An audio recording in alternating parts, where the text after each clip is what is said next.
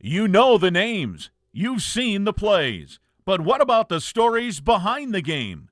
Welcome to Honorable Mentions with Tanner Morgan and Quinn Carroll, two teammates turned storytellers, breaking down life, film, and everything in between. From locker room laughs to real-world lessons, nothing's off the record here. This is Honorable Mentions.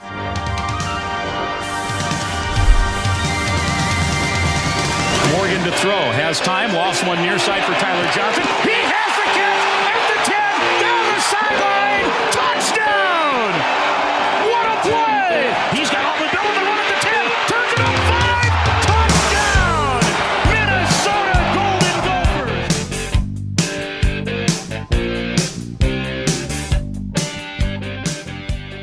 Welcome back to the Honorable Mention podcast. I'm Tanner Morgan here with Quinn Carroll.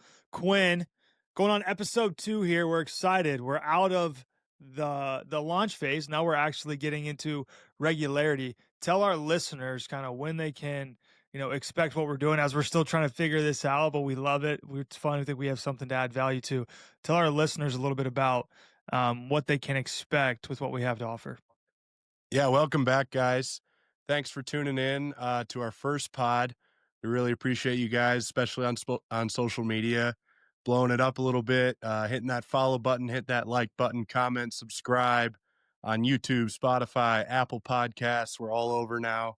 Got some feedback that we needed to be on Apple, so we put it out on Apple. We're on Spotify. Had a couple hiccups there. My camera was probably as bad as it could have been for episode 1. Got that turned around. We're looking good. We're looking pretty. So I appreciate you guys for tuning in. We are filming today our second podcast. We have another elite guest, former Gopher. He has since transferred, but he has a lot of insight to share on what it takes to really bet on yourself and make that move in today's day and age of college football. So we'll get into that a little bit later.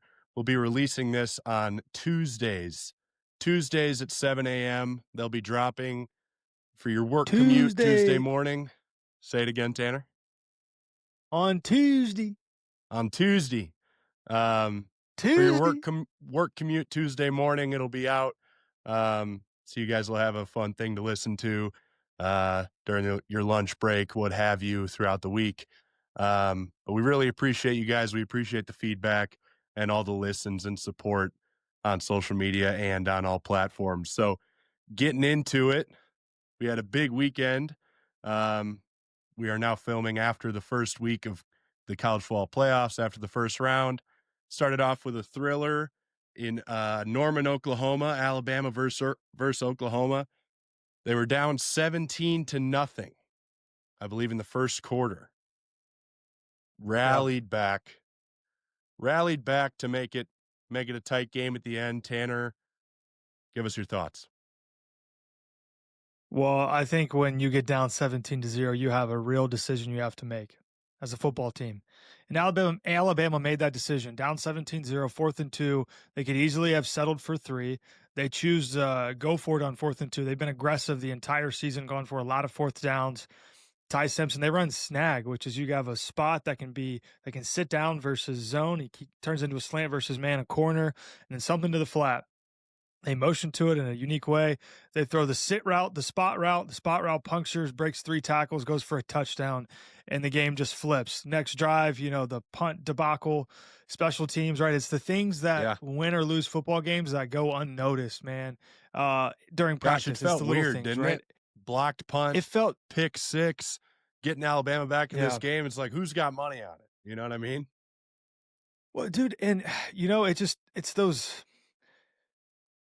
it's crazy to me because it always goes back to the little things in games that help you win or lose football games. And I loved in that game, by the way, getting off track, 4th quarter, they bring out 50 Cent. He's singing Many Men Wish Death Upon Me. And what happens is you see Ty Simpson in the Alabama sideline. They are He lit. loved it. At that moment, it's like, you paid 50 Cent probably a lot of money to come down here, and he hyped up the wrong team. Alabama staff member was on Twitter saying thank you to Oklahoma for playing that, because apparently they play that every Friday during practice. They play that to get themselves hyped up, so it's kind of their song. So when they played that, it was Yeah, game over for the Sooners. Here comes the Tide.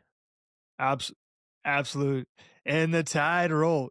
But I think Oklahoma got off to a great start. They had a phenomenal year. Brent Venables is a great coach. Yeah, What they did offensively under Arbuckle as the OC, and then John Mateer this year, pre-injury, post-injury, kind of a different player, but he battled. He played hard. I think he's still got a great future, obviously ahead of him. In football in general, playing in the NFL and whatnot. But man, it was a great yeah. I game. It was a mean, great game to kick us off. for sure. MVP of that game, Lotsier Brooks. Wide receiver, Mm. 5 receptions, 79 yards, and 2 touchdowns. That's incredible in the biggest comeback in college football playoff history. How do you think they match up against the Indiana Hoosiers coming up in a couple weeks?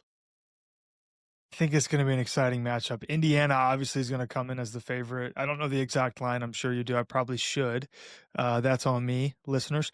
But listen, what I love about this is you have Kalen DeBoer, who not too long ago was the offensive coordinator at Indiana under Tom Allen when they were having their big year with Michael Penix Jr. And Kurt Signetti, the last time he was not a head coach was at Alabama. So two coaches who have coached on the opposite side. I think Ty Simpson is going to have to play a really clean football game for Alabama to Yeah. have a chance to win. I do think it's very doable. But I think we're seeing Ty Simpson. It doesn't matter what the odds are. It doesn't matter what's going on. He's having like his swagger moment of like, no, I know how good of a football player I am. I know how good of a quarterback I am. And I wouldn't be shocked if Ty Simpson goes out and has a wonderful game and leads Alabama to a win. On the flip side of that, Fernando Mendoza, Heisman winner, has just been amazing all season, right? Elijah Surratt, receiver, that connection they have. What they're able to do defensively at Indiana. They retained their coaching staff. Alabama, again, this is something that you think about with Oregon's coach, right? Will Stein and Tosh Lapoy. They're both going to be head coaches somewhere else next year. Tosh Lapoy at Cal, Will Stein at Kentucky, my old Kentucky home, BBN. Let's go, Big Blue Nation. Alabama, Jamarcus Shepard, their receiver coach, is going to be the head coach at Oregon State next year. Nick Sheridan, co-offensive coordinator, is going to be the offensive coordinator at Michigan State next season. I know those guys will be locked in at Alabama for the remainder of this, college football playoff with a chance to go, be very successful and potentially win a national title. But you can't help but wonder, can you be fully focused when you know you're not going to be there for the next season? I think if anybody can do it, the guys that I just listed definitely could. But it's hard if you're going to go be a head coach somewhere else because you're thinking about the portal and all those things that can go. But I think they have a chance. What do you think? Yeah, they'll for sure have a chance against IU. They play in a very tough conference. The losses they've had this year are to phenomenal teams. Georgia twice. So, it's a 6.5 point spread. I think they cover, but I think Indiana takes the cake here just with how much talent they have. Like you said, the retention of their offense and defense, some incredible playmakers on offense and defense that I think will give Bama a run for their money, and they're the number 1 team in the country for a reason. I've got Indiana going all the way, but it'll be a tight one. I think Alabama covers there. Moving on to the Saturday morning game, Miami versus A&M, the 2 teams that beat Notre Dame in the regular season, and the 2 teams that at the end of the day, because they beat Notre Dame, were the reason Notre Dame didn't make the playoffs and the reason they were in. My highlight for this game was Miami's run game. So slept on throughout the season. You know what I mean? And it's powered by Mario Cristobal, an offensive line mind. 2-time national champion at Miami as an offensive lineman, 15 years as an offensive line coach before becoming a head coach at Oregon. He was a 2015 Joe Moore Award winner, O-line coach at Alabama. Then when he went to Oregon in 2017, they were a semifinalist for the Joe Moore Award. He is O-line focused, and that O-line really powered a guy like what's his name? The running back for Miami. He had 17 carries for 172 yards, 10 yards per carry. He was going off, which was really exciting to see. That bad wind in College Station forced a really good run game to really come out, which Texas A&M couldn't compete with. You saw it with forced kicks. You saw it with bad throws, missed kicks, really forcing that run game. So how'd you think that game turned out? Yeah, I think it showed the physicality that the ACC has. Not Mhm. known for as a conference that could compete with the necessarily the most physical teams, at least historically, right? In the SEC or the Big Ten, but Miami proved that they can. I think if a team was going to do it, it's Miami, right? They have what you said, Mario Cristobal. They also have one of the most well-respected offensive line coaches in all of the country, and Alex Mirabal. I mean, Yeah. guy is one of the best O-line coaches, and I think credit goes to Shannon Dawson and Alex Mirabal and those guys being able to change the game plan to go out there and get it done. And then Carson Beck did enough to win the game. For And sure. in those games, Wind as a quarterback, man, dude, I would rather play. Tell us about it. Tom Brady and Bill Belichick talked about the snow is an advantage for the offense because the receivers know where they're going, the DBs don't. Wind, man, as a quarterback, you have to. It's like being a golfer when you're playing golf and it's really windy. You're like, man, I might have to club up twice because I got this heavy wind. As a Not you, quarterback, though. you always have to be understanding. Yeah, not me. You're a big hitter. You don't need to club hard up. slice OB. Yeah, hard slice out of bounds probably. But you constantly have to be understanding of what's going on, and it changes the shot selection or the throw selection you have.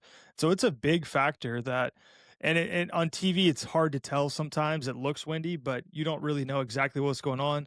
I mean, there's games where when it's windy like that on the field, man, it's a totally different approach as a quarterback that you have to have. So I think Carson Beck did enough to win the game. I'll be really interested to see his approach going into playing Ohio State and the Buckeyes. Yeah. But I think we had a great game that came down to the wire. Marcel Reed, they drive Texas A&M down the field. They get inside the red zone, 30 seconds to go. Last play of the game tries to force one on like a double post pattern and it gets picked. But that was an exciting college football game that I think we all loved. Not, the score going into halftime was, I think, 6-3, maybe? Yeah, low scoring. Or Embarrassing for A&M right? to hang 3 points at home.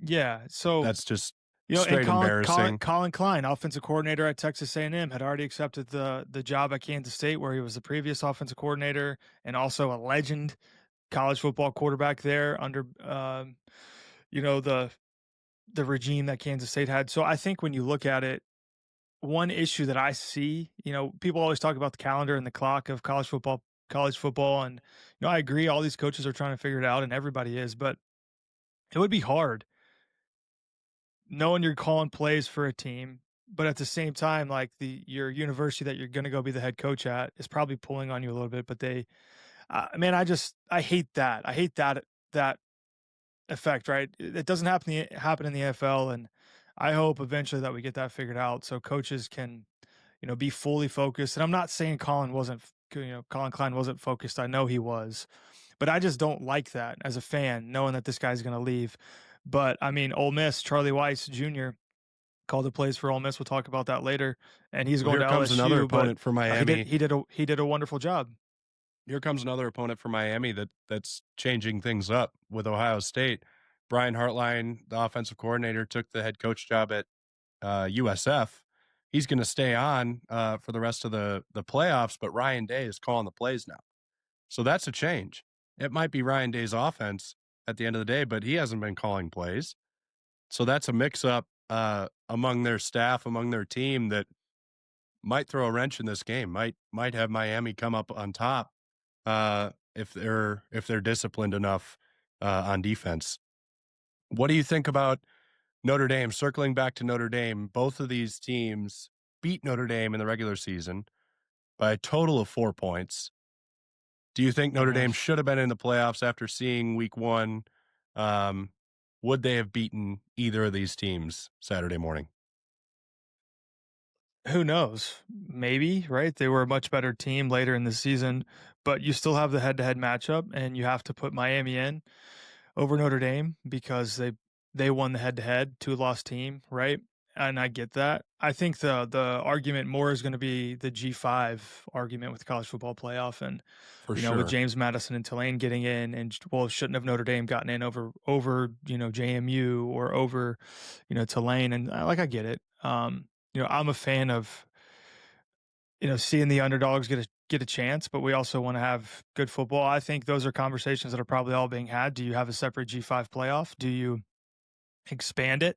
Do you expand the playoff, right? Everybody's wanting to do that. Do you move bowl games to week 0? There's all these different theories and all these things out there, but it doesn't change the fact that Notre Dame still feels they should have gotten the playoff. Do I think they should have got in? No, due to the head-to-head thing. Do I think Notre Dame would have given us a better game if Notre Dame played Oregon? Absolutely. Right. No doubt. Yeah. And then to that afternoon game, Ole Miss versus Tulane. Hand up accountability, bad pick by me. I picked Tulane in that game. I thought You the Rebels wanted to were see gonna the slip. underdog get it. I wanted to see it. I thought the Rebels were going to slip, losing love it. Kiffin. But Pete Golding had those boys ready to play. They were, in a post-game presser, he said, this team's focused on the mission, not the man. They're not focused on Lane Kiffin anymore. They have a mission. They went out. They had a fantastic regular season, and here they come in the playoffs. Took care of business against Tulane. I'm so excited to see them against Georgia and how they handle another SEC dog. But ultimately, Tulane didn't stand a chance. I think Group of 5 should have their own playoff. I don't know if you agree, but I think Group of 5 should have their own playoff. I think it'd be fun. I think if you go a G5 playoff, you definitely eliminate bowl games, or you have bowl games as the week 0 game going into the next season before week 1. I think that would be fun, right? Yeah. But no, But then there's you're reason taking away a G5 those seniors. playoff couldn't be successful. Those seniors are then not playing in that bowl game. For sure. It's a celebration, like PJ says. It's a celebration of the regular season. So if you push it to the following week 0, those seniors aren't able to compete. It's a completely different team. It is a different team. It's a different man, I don't know. There's no easy answers to it. I would love to watch a Group of 5 playoff. Just like I said, one of my honor rolls in week 1 was the FCS playoffs. And my other honor roll was bowl games, because I like bowl games and I like watching football. But you watch FCS playoffs and these teams are out there competing, and it's really good football. Montana versus Montana State. I mean, that is a deep-rooted rivalry that those fans are locked in for that game. Lewis Kidd, he knows all about it. Shout out Lewis. Our fan. Honor roll to Lewis Kidd. Honor roll Lewis Kidd. But I don't know. I think it's an option, and I think it could be something that some of these networks could jump all over to put more football on in December. Yeah, for sure. I agree. I'm excited to see how the FCS playoffs finishes up here with the Cats.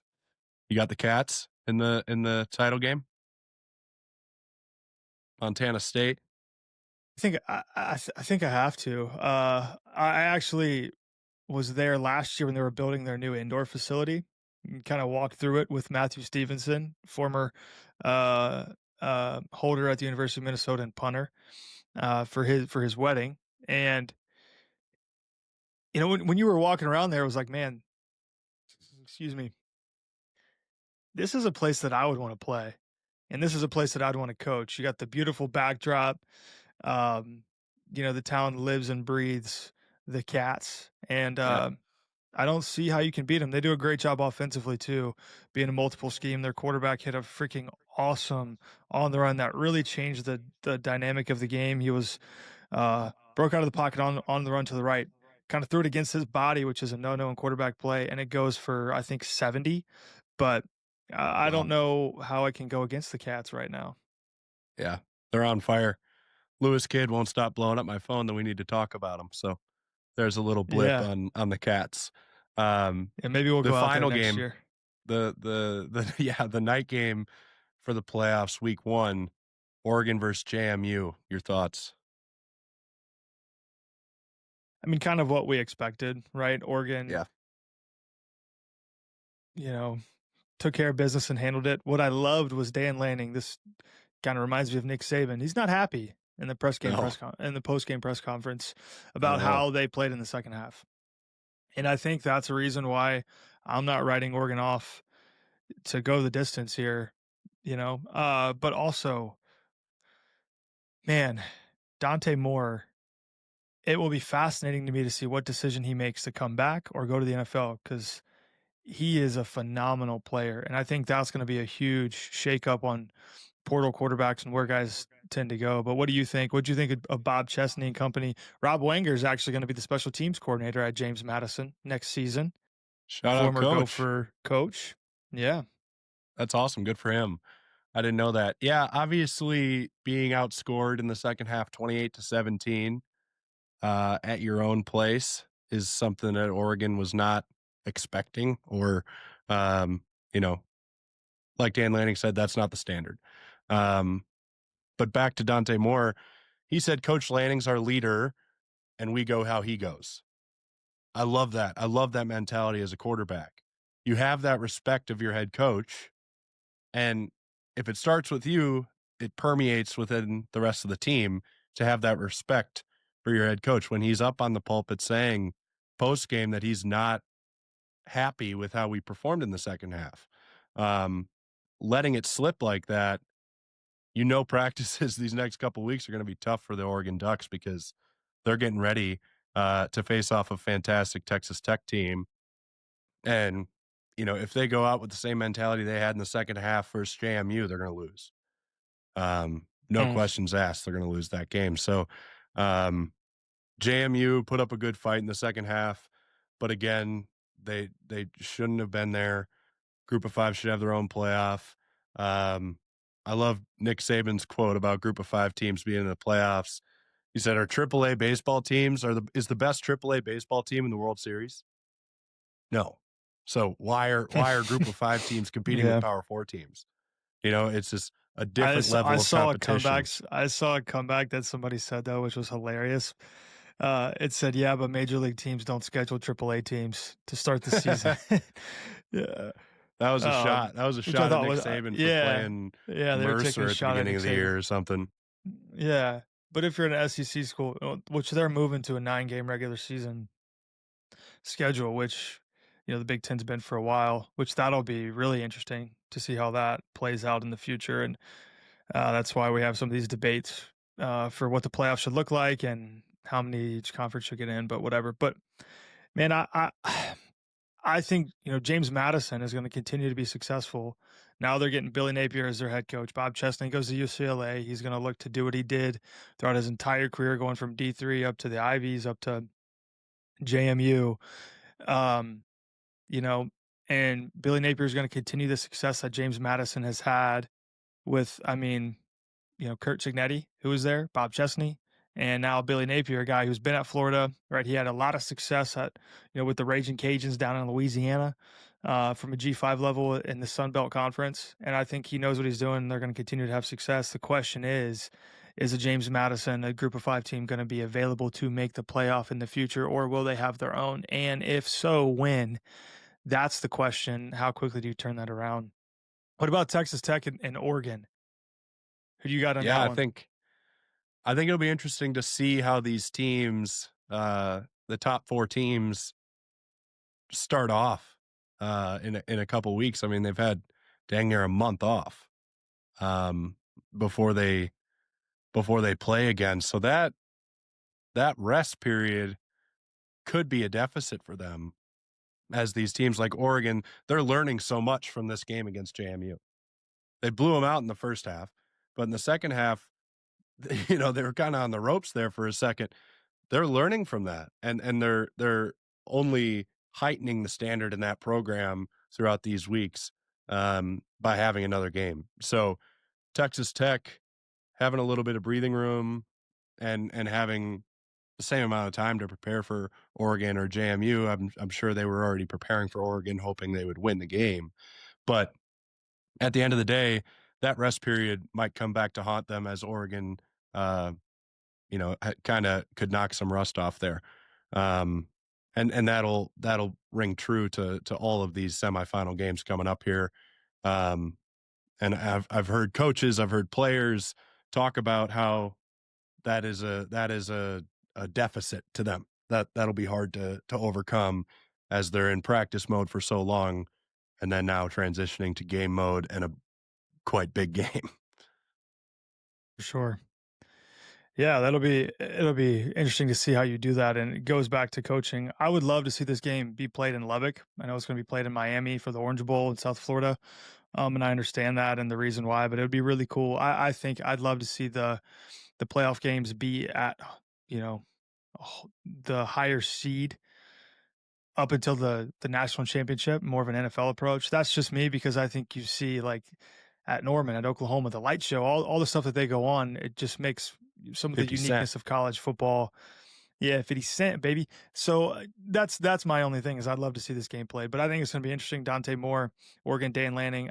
I think the Ducks are going to get it done, but I think it's going to be a really close game, and I'm excited to see the Red Raiders. And Joey McGuire's done a heck of a job.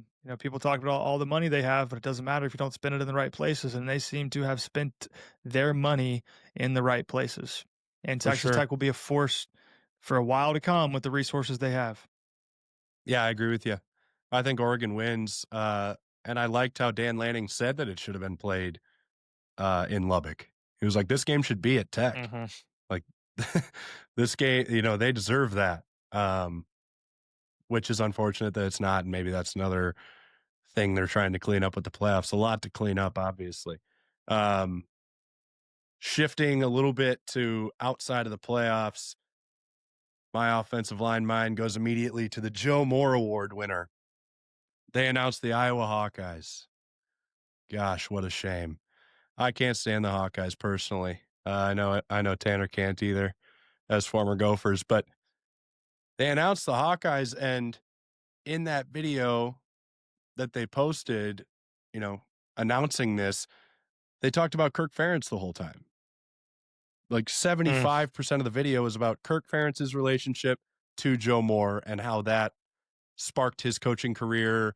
Offensive line coach at Iowa, 25 years old, and now he's developed however many first round draft picks in the NFL, however many All-Americans at Iowa. And then they briefly touched on how they gave up 16 sacks and most of those weren't on them. But at the end of the day, I think it should have been Indiana. It was down to Indiana, Oregon, and Iowa. Iowa had fewer sacks, but Oregon and Indiana almost doubled their rushing yards this season. That starts with the offensive line. They had great running backs, but that starts with the offensive line. Indiana kept Fernando Mendoza clean for the most part. They're a top 5 scoring offense, 13-0, number 1 in the country, best team in the Big Ten. And your offensive line's damn near flawless. How do you not give them the nod? I look back to a team like LSU in 2019, one of the best teams in college football history. They had national championship, number 1 team in the country, Heisman winner, Joe Moore Award winner. The list goes on. But they won the Joe Moore Award because they were the best team in the country, and it starts up front. That can be argued, but I believe it starts up front. So sounded to me to be too much about Kirk Ferentz and his history with Joe Moore, the person, the coach, the fantastic coach. But at the end of the day, it might have been a little bit of a popularity test or a popularity contest with the Iowa Hawkeyes and Kirk Ferentz. But I think it should have gone to IU. I don't know if you read too much about that, but your thoughts on the Joe Moore Award? No, I mean, I'll lean on your O-line experience. I think the Joe Moore Award is one of the best awards because it's a collective group award. I mean, Fernando Mendoza talked about the Heisman being a team award, which it is, but it also is really very much a player award. And the fact is the best player is going to win it, but it's really the best player in one of the best teams. I think the Joe Moore Award is special in the fact that you understand that offensive line play is as a unit and how important that is. I mean, I think all those offensive lines are great. I would say my only counter is Iowa's offensive line as a whole probably had a bigger impact on what they could do as a team compared to maybe Indiana. But I think Indiana, obviously, they're still playing. Shout out Coogan and what they're able to do. And Indiana is the number 1 team in the country, and their offensive line is a major part of that. And yeah, man, I think how can we continue to highlight great offensive line play? And I know for guys like you, that irritates you, but I also know that Iowa's offensive line has been good for a very, very, very, very, very long time. And guess what? They also have been on the defensive line. That's where they're built as a team. And Yeah. so I'll never have a problem with Iowa getting awarded for that. But at the same time, you don't want to take away from other teams like Indiana and Vanderbilt. Their offensive line has done a great job. We'll talk to Cade about that, what they do differently schematically and kind of their offense and things of that nature. But yeah, I mean, I'm excited. Yeah, look, to talk I'm to not Cade, too. I'm It's gonna be not fun. trying to say that Iowa has a bad offensive line. They definitely deserve to be a finalist for this award. Yeah, for sure. But I also like, one thing that I'll kind of tip my cap to the Joe Moore Award and to Iowa. They had their center, Logan Jones. He won the Remington Award trophy, which is the best interior offensive lineman in the country. Mm-hmm. They didn't touch on that because it's not an individual award; it's a unit award. I love that, and that's the reason I didn't bring up consensus All-American, best lineman in the Big Ten, Carter Smith, left tackle for Indiana. He's a great player, fantastic player, probably a first-round draft pick at the left tackle position. But he is not the reason why Indiana should have won. His leadership and his ability permeated across that offensive line to make everybody else better, bring the floor up, as you could say, with that offensive line. But I love how it's a unit award and not an individual award. And they didn't touch on the fact that their center is the best in the country. They touched on the unit and how they worked together and meshed well and ran mid-zone so well, continued to perfect outside zone, and kept their quarterback clean. Transitioning to another topic in the Big Ten, the Michigan head coaching job. That's still up for debate on who might get that job. Rumored to be Jeff Brom as the favorite right now, but also rumored that the coach who they're really targeting is still in the playoffs. Talk about that. Who you think they should go after heavily here? Who they should go after, man, I have no idea. I mean, if Kalen, I don't think, Kalen DeBoer now has made 2 statements and flat out said that no, he will not be the next head coach at Michigan. That he said that he will be the head coach at Alabama next year in a press conference when a reporter pressed him on it twice. What does that mean? Who really knows? Kenny Dillingham was rumored to be one of the guys. He just signed an extension at Arizona State and then was on record, I think, after he signed his extension, flat out saying we need one of these rich people in Phoenix to stroke a $20 million check. Yeah. And it's like, man, but it's the reality of if you want to compete at that level, you do need the funds to do it, which is why people would be attracted to a job like Michigan. I think Jeff Brom would be fantastic at Michigan. If you've seen what he's done in his head coaching career from Western Kentucky, I was close to being a hilltopper under Jeff Brom and, decided to go to Western Michigan and very thankful that I'd committed to Western Michigan, then to Minnesota and all that. But Jeff Brom has been a winner at Western Kentucky, at Purdue, turned Purdue around, and now at Louisville, what he's done. I think Michigan could get him. But Jeff Brom is a Louisville guy through and through, very similar to what Kenny Dillingham, his situation at Arizona State. But Michigan is a job that if they truly offer it to you, it would be really hard to say no. I also think Kyle Whittingham from Utah, guy who, has had a legendary career there, stepping away from the Utes, and he's a guy who could bring stability to that program. I wouldn't also be shocked if they said, hey, Biff Poggi, be the head coach next year, bring some stability to this thing.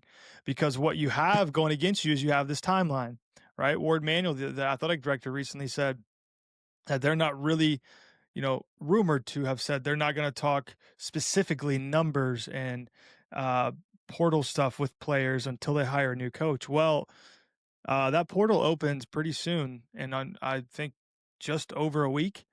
So whoever they hire, you're not giving a ton of time to. So you're getting up against that. And oh, by the way, there's only one portal window. There is no spring portal again. We talked about that in episode 1. So the timeline is what my concern is. I understand that at Michigan, it is a blue blood program. It is a top 5, top 10 job in the country, and they're going to go swinging for who they want. But my concern with Michigan is their timeline that they have right now, because if you're a player at Michigan, 100% that their players are getting contacted through their agents about potential openings, dollar amounts, and where they're going. and they don't know who their head coach is going to be at Michigan. Right. And, they've gone through some turmoil and, what happened with Sharon Moore and, continue to pray for him and for his family. But that would be hard as a player, not knowing who your next head coach is if you're getting opportunities elsewhere, which shouldn't be happening. That's considered tampering, but tampering happens everywhere. Yeah. So, I mean, that's my concern, Quinn. I mean, wouldn't that concern you if you were an offense lineman at Michigan when the portal opens, and the portal's, I think it closes the 18th. Yeah, I think it's the 18th, not the 16th that I said in episode 1, but that window is tight and it's short. That's my worry and my concern with Michigan. Obviously, they have a lot of stuff to clean up. Biff Poggi has done a great job bringing stability right now and saying that they have to do that. And they're looking from an entire perspective. And they've got an outside investigation going in on the entire athletic department. And they want to bring stability to Michigan. And Biff Poggi, who, he didn't have success at UNC Charlotte, but with the resources and the kids love him, I would not be shocked if it is Poggi for next year, just because of the timeline and because what he can do from a stability standpoint. What do you think? Yeah, I heard Biff say that he applied for the job multiple times. Like he put his name in the ring multiple times with the new athletic department there, or the president who's probably running this right now, talking about how I know what I'm doing. I know how to be a head coach. I know these players. I know this staff. And for me as an offensive lineman, that would be the most important thing. So as far as an offensive line's perspective here, you're the guy you interact with the most is your offensive line coach, and then your strength coach, and then your head coach, usually. So when I was going through the recruiting process, I was looking at the O-line coach, the strength coach who's going to develop me, and then, okay, how do I mesh with the offensive coordinator or the head coach, and their scheme? Because at the end of the day, Sharon Moore is gone. He was an offensive line mind. He was the offensive line coach before becoming the head coach. So him being gone changes things schematically.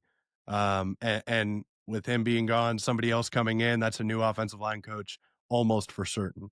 So if I'm at Michigan, I'm probably already in the portal as an offensive lineman. Because when I committed here, I likely thought, okay, Sharon's going to be here my entire career, 3, 4, 5 years here. I'm looking for the most stable position in the country right now. I don't want to jump ship to another program where that head coach might leave or that offensive line coach might get promoted elsewhere. I'm looking for, okay, where can I find stability in head coach, in scheme, and offensive line coach, which is dang near impossible to find. But I'm surprised more Michigan offensive linemen haven't jumped in the portal unless they know something that I don't know. Because whoever they bring in, and it's unlikely they keep Biff around as the head coach, but whoever they bring in will almost 100% bring in a new offensive line coach, and that's a whole new playbook to learn, a whole new set of verbiage and techniques that are being taught to you. And a lot of guys aren't willing to do that this day and age of college football. They're looking for comfort. They're looking for money. They're looking for the best opportunity for them on the field. And they're going to go hunting for that opportunity with a new O-line coach that they can trust, who's going to be there for the rest of their career. So obviously, very tough situation. It'll be interesting to see how that shakes out. In the next couple of days, we'll probably find out who exactly is going to be the head coach at Michigan in 2026. Moving on, we had a couple of comments for us on YouTube and social media. I'm just going to read one to you. This is a question directed just at you, Tanner.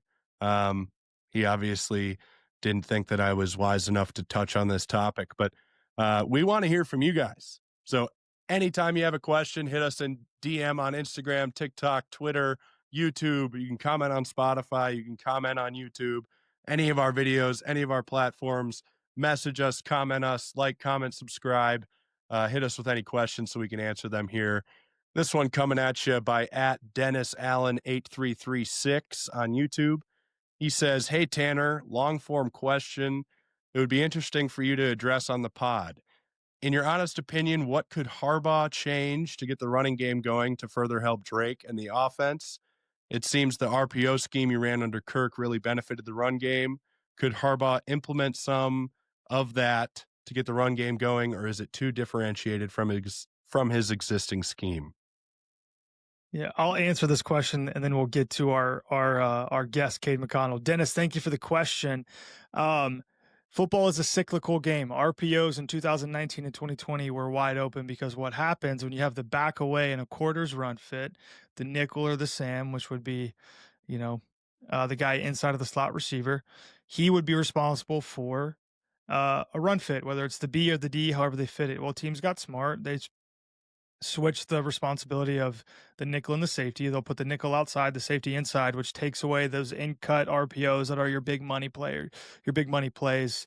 I don't think RPOs are really as good as they were back in 2019. Obviously, we were very successful at them, and it was a large part of our offense, and it was very complementary to what they do. I think what Harbaugh does extremely well is he uses the naked and the keeper game. So those boots are incredibly complementary to the run game because they protect the backside edge, the C gap defender from crashing in and making a play on those, outside zone or even mid zone run schemes. So I think they've always done a great job of that and scheming it up that it fits with the run game, right? So it all ties together. And I think Greg has always done a great job of that. It's very West Coast, very Minnesota Vikings, Sean McVay, San Francisco 49ers, and is a huge factor of that. I think, obviously more run game stuff, it doesn't help you when you're running back. And again, zero shade at all. One of your best players on offense, if not, one of the best players on the team, is out for more than half the season. That makes it hard to scheme up and get those things. And you saw how big of a factor Darius Taylor is, and I can't wait to watch him next season. Continue to do what he's doing, hopefully, for the Minnesota Golden Gophers. And I think Femi Ejeboy, obviously, they did a great job getting him going. But I think, looking specifically at the RPO game, my answer would be no. What you see now in RPOs, I think of a very specific play. We broke this down on the Fox 9 pregame show, Ron Johnson and I, of what Drake Lindsay can do with these smoke screen now screens is if you have a corner who's 7-8 yards off, they were running, I think, a version of outside zone to the left, motion the fullback out, and Drake sees that, who was it? Whoever was into the boundary had the corner 8 yards off of him. It was Jalen Smith. And he just gives a signal to Jalen, rises up, throws a quick screen to Jalen. Jalen makes one guy miss in the red zone, and it goes for a touchdown. Those are the RPOs now, which is what they were back in the day when Brett Favre was doing them with the Green Bay Packers. So football is cyclical. I think it's just continued continuity up front. They had a bunch of new guys playing together. Quinn talked about that in the first episode. That'll continue to get stronger and better. But the RPO game, my answer would be no. Great question, though. That is a question. Yeah. Questions like that we want to answer. So thank you for that, Dennis, and keep them coming, guys. Yeah, that really allows us to touch on the ins and outs of the game. You handled that beautifully, Tanner. Moving on to our guest segment. We have the one and only Cade McConnell, offensive lineman from Choctaw, Oklahoma. Born and raised there. He came to the University of Minnesota out of high school. There for 3 years, right? 2 years, Cade? 2 years, 2.5, two seasons, and then ended up transferring to Vanderbilt University, anchor down. And they're having a fantastic, he's having a fantastic career there. Couple fantastic seasons with Clark Lee as the head coach, former defensive coordinator at Notre Dame, coach that I was able to interact with a little bit. A lot of guys from Notre Dame over at Vandy right now. So welcome to the pod. Did you play at Notre Dame, Quinn? I forgot. I played at Notre Dame. In case I forgot you were an Irish guy. Might have. Where's the helmet in the back? I see it. I love There's the helmet. Don't forget it. Cade, welcome to the pod, brother. Yeah, man. Appreciate you guys having me on. I think it automatically put me in here. I might have been in the waiting room a little bit too long, but that's on me. But good. I appreciate you guys. Yeah, you're good. I haven't quite figured out the platform, so I don't know if I'd have been able to get you in on my own anyway. Yeah, that's all good. So, Cade, tell us a little bit about your sorry, Tanner, go ahead. No, you're good. No, I want to hear your question. I was just going to say, tell us a little bit about your your transition to Vanderbilt, out of Minnesota, when you knew it was time to bet on yourself, to make that decision, life-changing decision, and kind of that process of the transfer portal and how Vanderbilt came up on top there and how you knew it'd be the right decision for you. Yeah, for sure. A lot of the times in the portal, what happens is some of the guys that have played a lot, they're leaving for money or, they don't have the best relationship with their coach, this or that. I think something that comes out of the portal that's really good for guys like myself, I was just looking for a different opportunity. I think that, with football comes some sort of internal confidence. And I think for me, I think that that's something that I needed was just a leap of faith on myself. Just, I don't know where I'm going to land. I don't know what that's going to look like, but I'm going to bet on myself that, whatever it is, I'm going to make the best out of it. And, Vanderbilt kind of fell in my lap. I had some existing relationships with the coaches. So when I entered the portal, they had hit me up and I came on a visit and fell in love with it. But yeah, I think one good thing that does come out of the portal is guys like myself, just looking for a little bit of confidence boost, looking for, maybe a different setting for themselves than what they came out of high school with anyways. Mm. For sure. I love that. You talked about, obviously I know Quinn will hit on this later too, like maybe you didn't have the opportunities at Minnesota as you were continuing to develop and all those things. But people always flock to you. Like you have that kind of natural, personality, leadership ability. Um, Talk a little bit about that, maybe from your time at the U at Minnesota, and then how that's helped you at Vandy with what you're doing now, and obviously with your quarterback, which I'm going to ask about later about Yeah. your relationship, and you just kind of love seeing it everywhere too. But just personality wise, you have a gift to bring people together and a gift to lead. Talk about how you use it at the U and how you use it now in Vandy, and then anywhere else as well. Yeah, for sure. I think like personality leadership wise, I think a big part of it goes to you two actually. And Quinn was a Really? little bit later. But both of you know this. I was the only early enrollee lineman in my class. Hmm. So like it was like truly thrown into the fire and it was the hottest fire ever. Um, you got guys like Tyler Cooper, and then when Quinn got there, it was just like 1-2 punch. So I kind of learned from them on, how to build relationships. Maybe not always on the hey buddy, you're gonna do a great job, but most of the time it was like, hey, like you pick it up or you're not gonna be able to hang, which is good, and that's what you need in football. But at the same time, I think that there was a switch that flipped in the older guys' minds, like you two, where it was like, hey, like, everyone goes through a freshman year, everyone, and obviously not everyone's an early enrollee, but everyone doesn't Hmm. have that support group like you have. So take advantage of it. And that's what I think I kind of did last year coming in. I was, kind of just a transfer guy. Transferring in the summer is hard. So, this portal window that they got rid of in the spring, I think it's a good thing because your Yeah. team has more time to, mesh. So last year, our O-line, we were close, but it wasn't really anything like, Minnesota, we were super close. And last year coming in the summer, it was kind of like, okay, well, it's 20 guys that are all playing for themselves at this point. And then about halfway through the season, you get the mesh. But this year, we really took it upon ourselves. Like all of the transfers were there in January for our O-line. So it's like we really had 5 guys that were playing, for each other. Our O-line coach says 5 is 1. And I really Hmm. felt like we were all the same dude. So leadership wise, bringing people together, I think a good O-line does that, No, it's not just individually one person, but a good O-line brings the team together. Because when they see, 5 big fat dudes loving on each other, then they want to be a part of it. So Right. For sure. Yeah, for That's those of you beautiful. listening that don't know, when Cade was at Minnesota, he was mostly a backup. First 2 years as an offensive lineman in the Big Ten, that's hard to crack the roster right away. So he was developing, but even in that position at the University of Minnesota, he was a leader. People flocked to him, like Tanner said. They were always drawn to him, whether that was just through friendship or watching him work. He always showed up and worked, and I think that was instilled in you at a young age from your old man. Played at Pittsburgh State, right, and then played in the NFL for a little bit. Talk a little bit about him and his development into you as a young kid and an offensive lineman to really show up at the next level and be ready to compete and work your butt off every single day. It's the Gorillas, right? Pittsburgh State Gorillas. Yeah.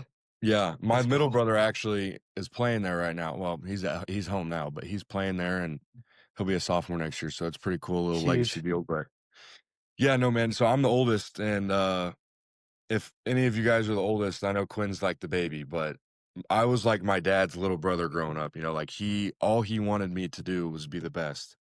And so when I wasn't, it was like, what are you doing? And so, you know, going throughout middle school and stuff, it's like, oh yeah, I'm kind of good at football. I'm a little bit good at baseball. Da da da da. Da. And then kind of when high school hit, there was a switch that flipped. That my freshman year spring ball, we do spring ball in Oklahoma. It's a wild thing. Um, a college Same in, coach had in talked to him. Kentucky too. It's good, but it's a little bit weird. You're like, all right, dude, I just got out of middle school. What are we doing? Uh, but but a college coach had talked to my dad. They had knew each other, and that's when he came up to me literally on the drive home and was like, "Hey, like this is gonna get serious, and if you don't take it serious, then I'm not gonna help you." When previously my whole life had been him pushing me, but now it's like, okay, well, if you want it, you're gonna have to do it, and I'm gonna help you. So, you know, I talked about that switch flip with you guys, and he really did flip a switch for me, and he instilled, you know, if you want it, you're gonna have to get it, and you're gonna have to do it on your own. But there's people that can help you, but they're not just gonna pull you along, and it's gonna be have you pulling them along and helping. But no, dude, my dad's awesome. He does the same for my younger brothers. I think he learned a lot from me because I'm the oldest. I think he may treat them a little bit differently. Maybe more his sons kind of backed up a little bit coaching wise, because that's all he did was coach me when I was little. So no, but I really do. I owe everything to him. You know, he instilled everything in me, and he was a D lineman, so we got to argue a little bit, but you know, love that dude, and I owe him everything.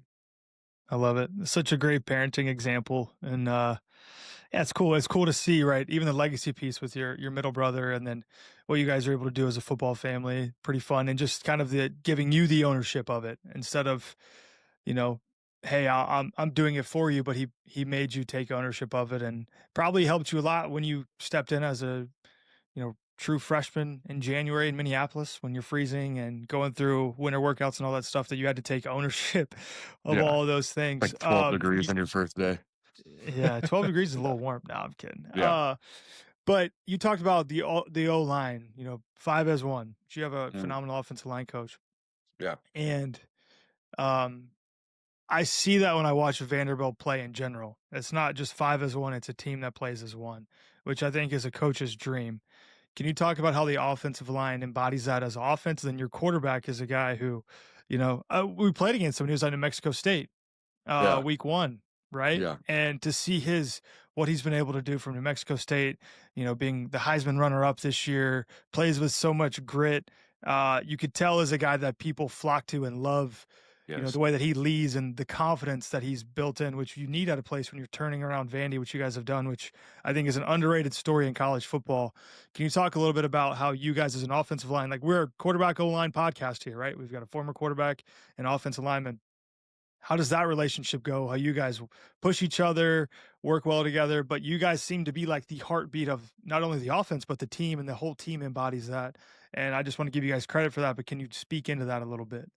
Yeah. I appreciate it also. I think it starts our O-line coach, Chris Klinakis. He's been doing this forever. He was Colin Kaepernick's coach. He was Lamar Jackson's coach. He invented the pistol offense. So he's been around for a while. So his word kind of goes.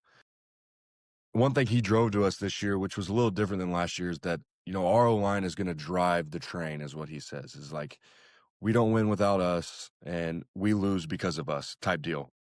Maybe not those exact words, but kind of just to that point. And it's like you guys are driving this train, and it's up to you. And about week 4 or 5, it switched to flip where it was like, okay, and now you're blocking for a Heisman candidate.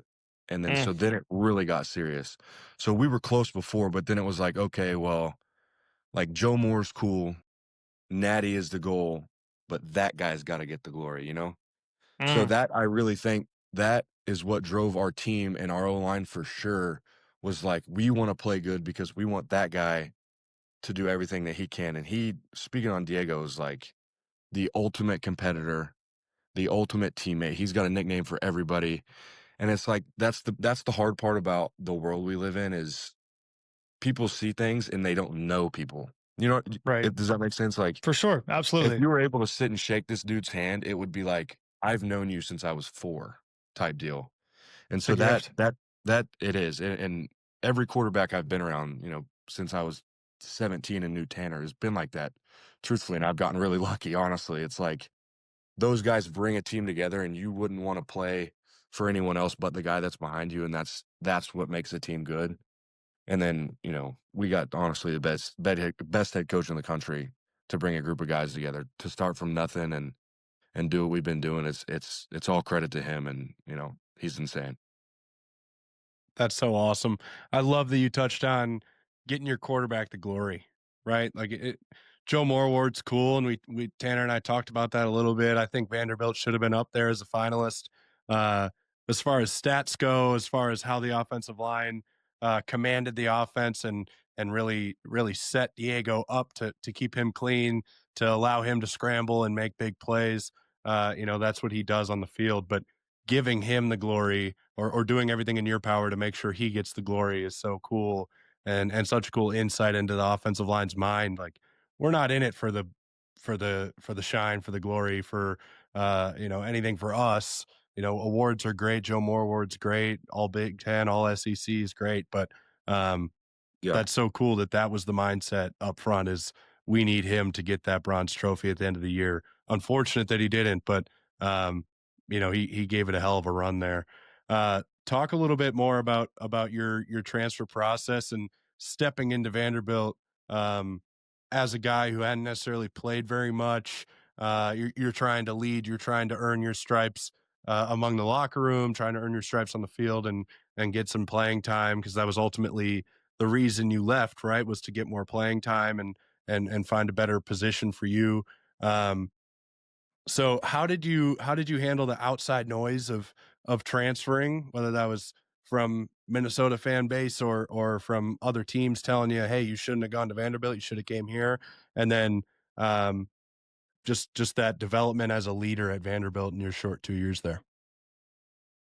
Yeah, for sure. I think, one thing I was blessed with when it came to the portal that a lot of guys don't get to experience is on both sides of it was all support, whether, Quinn was my teammate at the time. And I think I had 10 conversations with Quinn before I even decided I was going to Vanderbilt, and it was like fan base was supportive.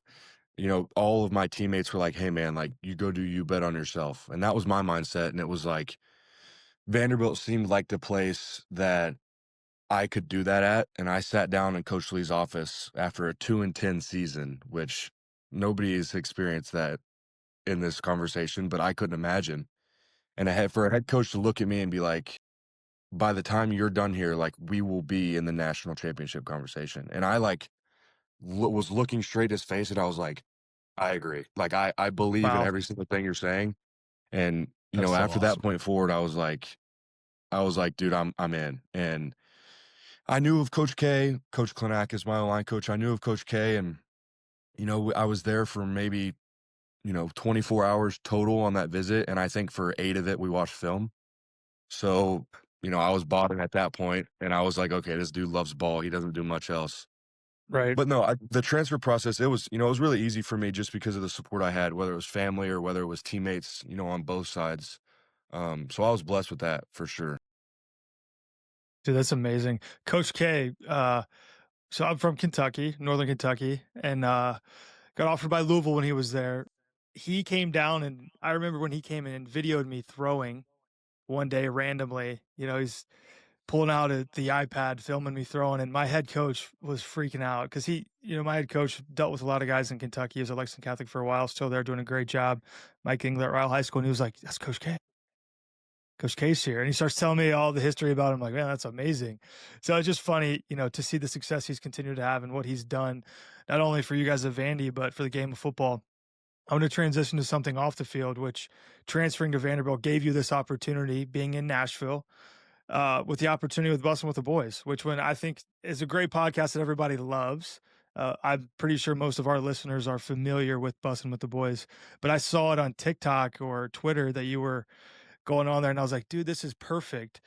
Pre-NIL, this probably isn't an opportunity that you have. How did you seek that out, and what did you learn being around those guys like Taylor Lewan? And I saw the clip of him, in the film room with you guys, and just it's just so awesome to me to see that a guy that you got to work with, but then he wanted to be around and watch film with you. Can you speak into that relationship and what you learned? And I loved listening to you. I think it was awesome to listen to you when you were on the bus. Yeah. Yeah, that relationship's cool. I've been joking the last couple of times I've talked about it. I was like, that's one of the best things. That internship is one of the best things that ever happened to me. Whether it's, like media wise, after football wise, relationship wise, anything. Like those guys are my friends for life and I can count on them for anything. But the opportunity, which is gonna be hilarious, and you guys are gonna laugh at this, because you know me outside of football a little bit. I DM'd the head producer, Taylor and Will, for 4 months straight No with video way. ideas and asking, like, I need an internship to graduate and I don't know anything about life and you guys are funny. Like, literally, that's what I did. For Dude. 4 months straight, I annoyed them. And finally, their producer got back to me and we kind of talked some stuff out. Like, I didn't need it to be paid. Obviously, I was in Nashville already. And we ended up working out where they brought 3 other interns in as well. Non-football guys that were good with production or camera and stuff like that. All of them ended up getting a full-time job, which is awesome. I was offered one, but I think it was a little jab at, hey, you can have a job, but go play football, like wink, wink. Yeah.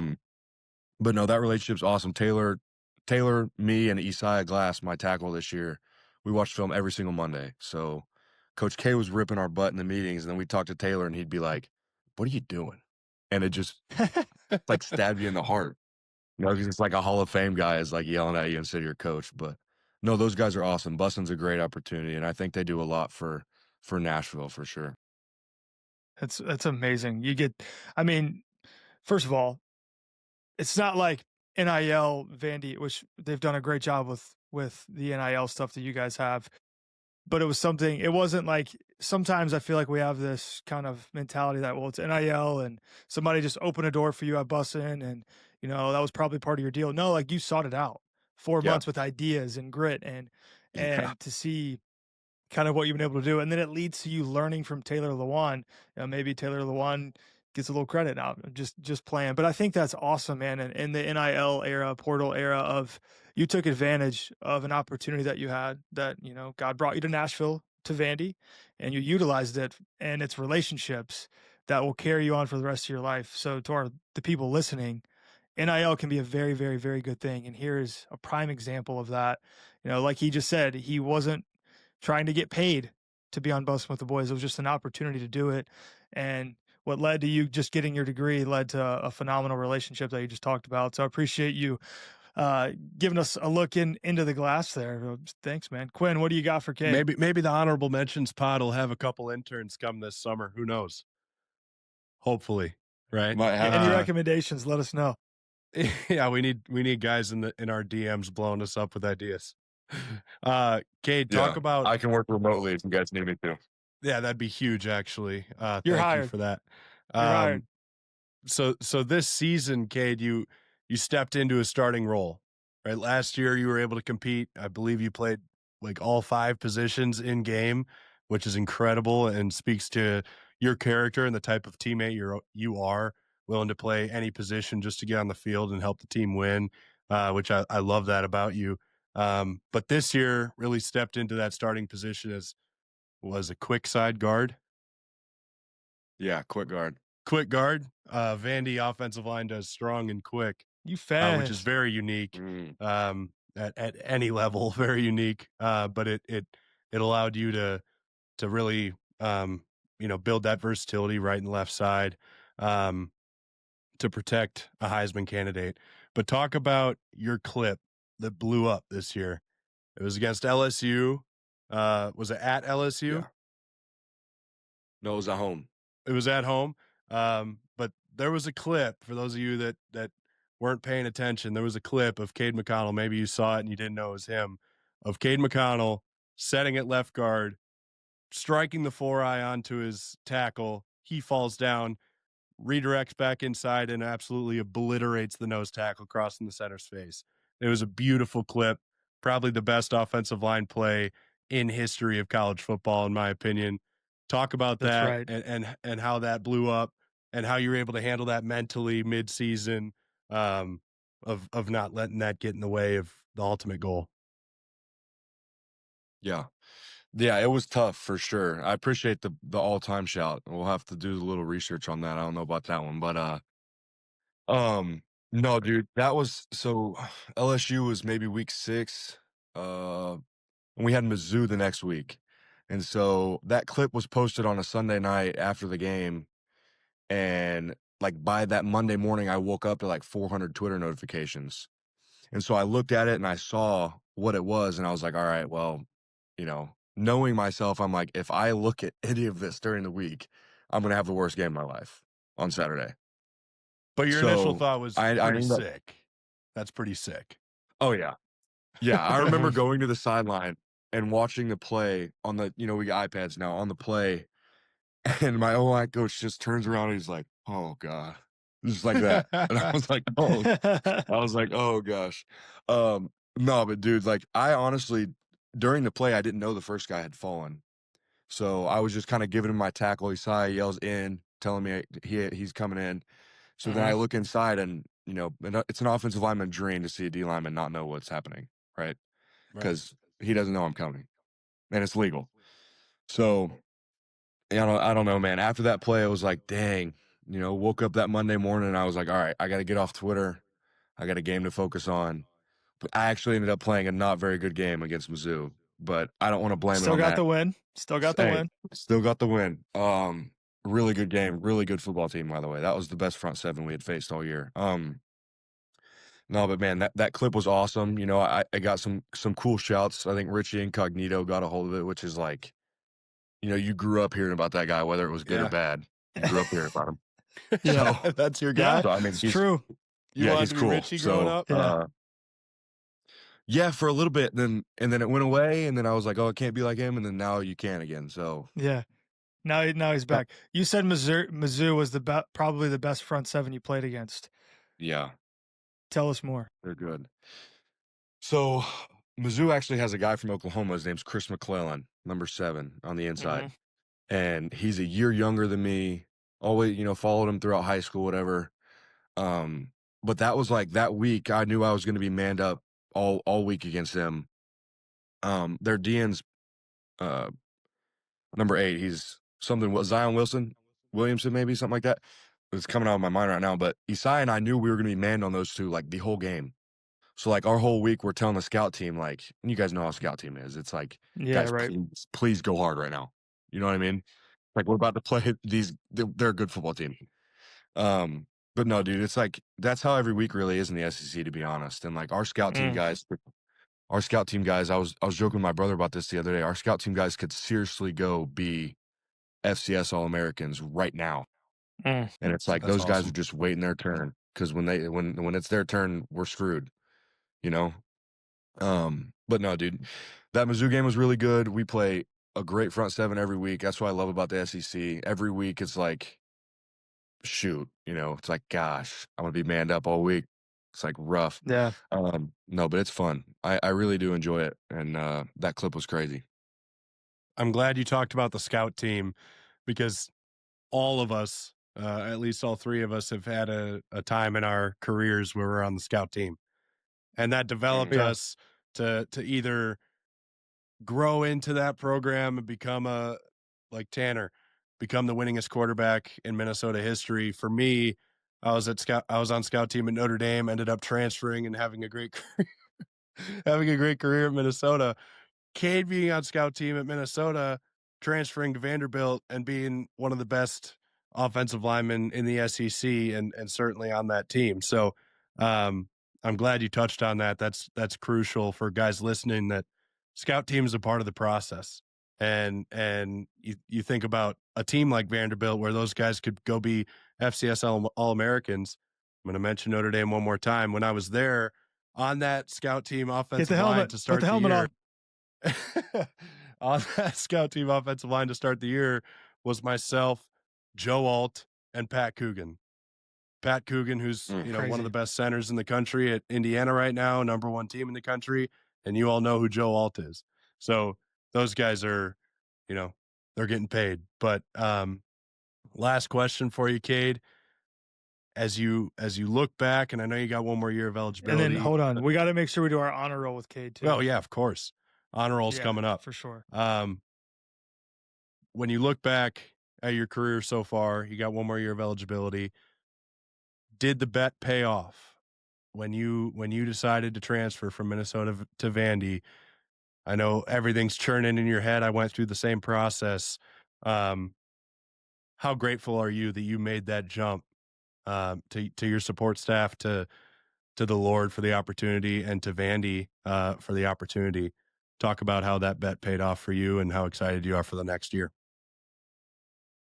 Yeah, I think the quick answer is yes, it did pay off.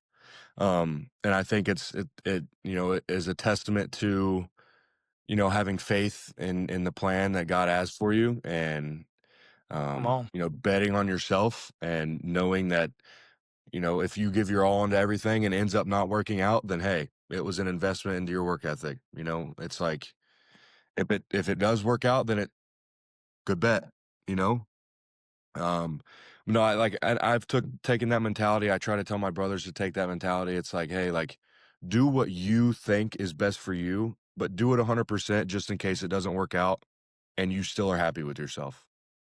So, like I said, I mean, the short answer is yes. I love being at Vanderbilt. Play at Vanderbilt next season. Got one more year. But yeah, we had a good year this year. Got one more game. Got to go beat those damn Hawkeyes. We don't like them ever. Yeah. Haven't liked them my whole career. So yeah, I'm excited for that game. By the way, obviously, it's gonna be great. It's gonna be so good. It's gonna be a gritty football game. Just dirty football. Dirty football game. The last time Cade McConnell played the Hawkeyes, he beat him at home. Huge dub. And Kinnick. Huge dub. And I have a picture with the pig. Insert picture with pig. I got it. Insert right now. Yep, our producer Quinn Carroll will have that done.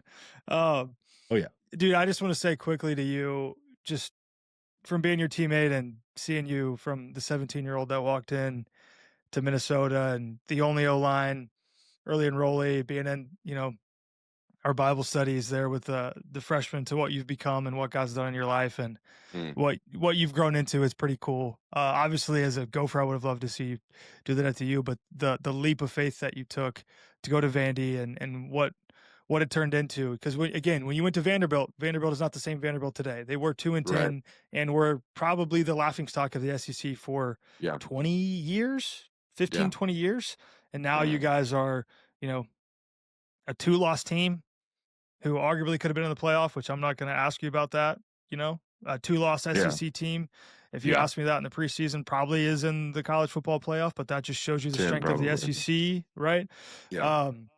So, dude, I just want to say I'm super proud of you, and it's awesome to see what God's done in your life and what you continue to do. Honor roll, Quinn, explain it to Cade, and you actually were on the first honor roll. I think you saw the clip. Drake Lindsay, saw that, dude. Unprompted. Crazy shout out. My honor roll is going to go to Cade McConnell. Crazy this guy just seems like a good dude. Got to be around him a lot and what he's done. And he mentioned the clip. He saw it. Did. So, Quinn, explain the honor roll, and then you want to start us off. Yeah. Yep. So, honor roll, Cade, I'm sure you saw it in our first episode. It's our weekly shout out, whether that's something relating football or not, anything you want to shout out this week. I'll start. We'll have Tanner go. We'll have you wrap it up. But couldn't echo what Tanner said any better. We're super proud of you. Huge fans of you on the pod.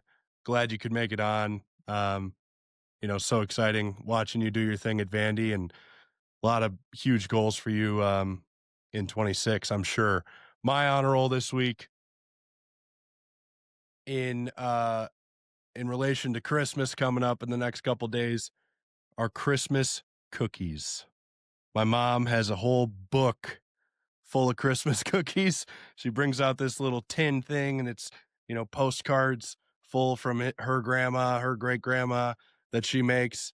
oh my God, they're the best thing on earth. And I'm going to gain 50 pounds this week at least. I can't wait. That's my honor roll this week. There you go. Tanner's going to have Dude, two. I love it. guarantee it. I am. This is my thing. There it is. My thing is I have 2 honor rolls. My first honor roll is going to be a flashback as a former athlete of in bowl games. You're going to go play in a bowl game. You prepare, you grind all bowl season. You get done with school. You're with the boys practicing, get a lot of time around each other. You play the game, you win the game, then you have the break at home. That's my honor roll because you're like, man, I just grinded.